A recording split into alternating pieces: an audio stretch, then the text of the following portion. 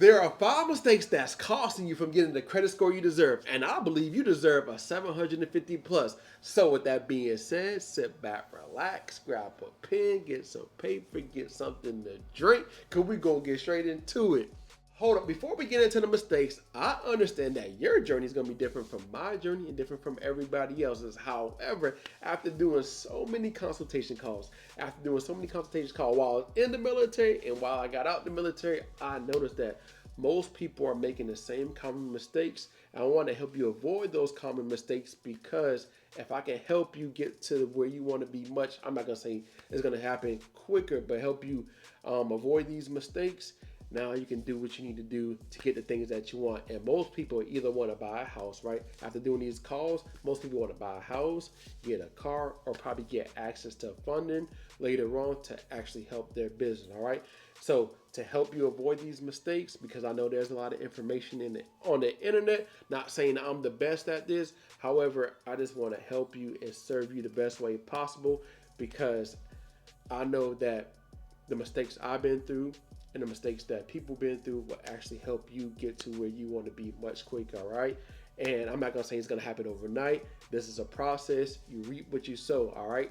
So if you understand that, you gotta do the work. The work works is a part of the process. You gotta do the things that are required. Once you do the things that are required, eventually the work is gonna work on you. So I just wanna give you everything to be able to help you and serve you while you're fixing your credit, all right? So the first common mistake I notice when it comes to fixing your credit is not sending identification when it comes to fixing your credit. The reason why I notice is because the documents that are sent back to you, most people say, hey, I got this specific document and they're asking me for more identification. And I ask them, what do they send with their letter? And they say they send nothing. And I'm like, hmm. So I know there's a lot of information out there, and most time, we forget to say, hey, while you're fixing your credit, you need to add 2 forms of identification. So if you're in the process of fixing your credit, there are 2 things that you want to send, all right? A picture of your ID, a clear picture that they can be able to identify this is you, and also proof of residency, all right?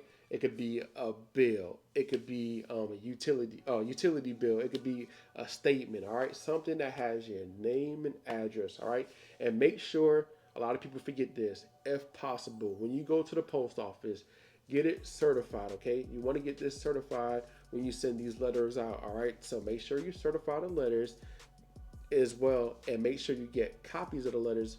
Here, this is very important, just in case that you ever have to go to court, just in case that you ever have to talk to a lawyer, just in case you might ever have to show proof that you actually sent this, the credit bureaus received it. It's very important to get it certified, all right? So make sure you certify your letters and make copies. And make sure you add 2 forms of identification when you send it to Experian, TransUnion, and Equifax. Very important. The second common mistake I noticed, and it happened to me, was as I was fixing my credit, guess what? Them pre-approval offers started coming in. I applied for them, got approved, got a low limit, 500, 1,000. And if I would have just been patient and actually added that My Jewelers Club card, New Coast Direct, I would have got a higher limit. Now, those specific trade lines are no longer available.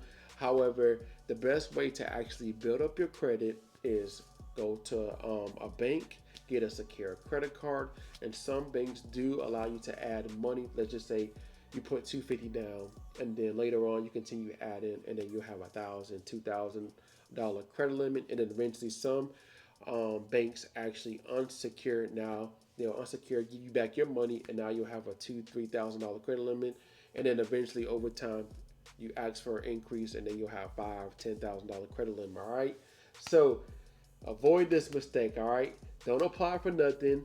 Do what you need to do. Avoid that. And one of the things that you can do so you won't get tempted is to opt out. Go to optoutprescreen.com. Yes, you might still get a few offers every here and there. However, to avoid this, to avoid the temptation of applying for that American Express or applying for a specific credit card or one of those low limit credit cards, go to optoutprescreen.com and then opt out so you don't, and you can opt back in later on once you get the credit score that you want, so you start getting them pre-approval offers and apply for things that you want. All right, so opt out. Another common mistake when most people dispute with the credit bureaus is saying it's not yours. Now, you can say it's not yours all you want. However, we all know the debt is yours. But, of course, like if you've been a victim of identity theft, I understand. However, 9 times out of 10, the debt is yours. Now, you could still get it.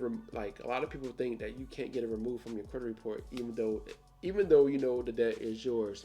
Yes, you still can get it removed based off of the information that's on your credit report. All right, everything has to be complete and accurate when it comes to your credit report. So you can still get it removed from your credit report without saying it's not mine or without saying those specific things, because all the credit bureaus have to do is just put two and two together and say, hey, this belongs to you based off of this, verified. All right, so, and that leads into my fourth common mistake is when they say it's verified, most people don't follow up. They quit after that. And that's another common mistake that most people do. And I understand because there's a lot of information out there and nobody really talks about what to do next when it comes to if your accounts come verified. And if your accounts come verified, there are some things that you can do and based off of law. And all I do is try to teach everything based off of what's required and what's supposed to happen when it comes to what the credit bureaus are supposed to do, all right? And what they're supposed to do when you ask this specific phrase is, provide me a description of how you verify this account. They're supposed to provide you specific and clear instructions of what they did to verify your account. So when you look at your actual account, you notice that, hey, if you go to Identity IQ and you look on Experian, TransUnion, Equifax, and you see all the information, and you notice that, hey, it's not lining up, guess what? And you ask, how did you verify this account? How did you actually do specific things? How did you come about doing this? They're supposed to provide it to you. And most importantly, they're supposed to provide it to you within 15 days. And guess what? 9 times out of 10, they don't provide you the description. And most importantly, they don't provide it to you within 15 days. They barely respond to you within the 35-day period that they're supposed to respond back to you. So imagine you ask, how did you verify this account? And they're supposed to provide it to you, the description of how they verified it for 15 days. They don't do it. So that's a common mistake, and most people give up during that process. They send out one letter saying it's not theirs and then just give up on the whole thing, or just send a letter in, not just saying it's not theirs, or just send a letter in and just giving up because they don't understand what to do next. Wow. So since you're here, you understand what you need to do next when you send your first letter out. And if you don't have a letter, I have a link in the description for the seek a letter. Yes, it will come in your email. And yes, I have other products that can actually benefit you to actually fix your credit. If you want it, if you don't want it, it's up to you. However, if they verify your accounts, it's not over. Think about this as a 12-round fight against the credit bureaus. Every single month is going to be considered every single round. And yes, you might knock them out before the 12 rounds, or you might knock them out after the 12 rounds. But continue doing the things that you need to do to get the things that you really want, all right? You have to do the work. Like I said before, you reap what you sow. If you don't do nothing, don't expect nothing, all right? Last but not least, the next common mistake that we see when it comes to fixing your credit that can stop, I ain't gonna say stop you, but that will, hinder you from getting the credit score you deserve is not responding to debt collectors, all right? If you have collections on your credit report or potentially will have collections on your credit report, guess what? Most people, or we've been trained not to respond at all. And if they call us, hey, we send that thing to voicemail. If they send us a letter, we rip it up, throw it away. If they send us a text message, hey, we delete the message. If they send an email, we delete the email. But I want to empower you to actually respond back to them, because once you understand the laws that's in your favor, hey, it's game over, all right? So one of the laws that you can go research is 15 USC 1692 communication, all right?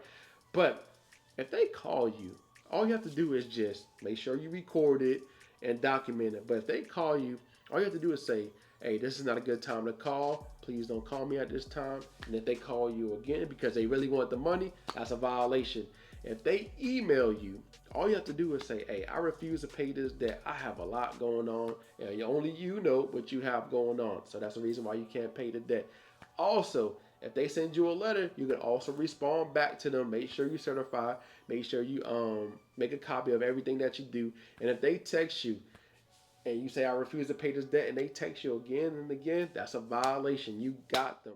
Don't forget, Experian, TransUnion, and Equifax are your enemies, and these debt collectors are your enemies. You have two options, all right? Continue going back and forth with the credit bureaus, or let my litigation team help you knock the credit bureaus out and sue these debt collectors and sue these credit bureaus, all right?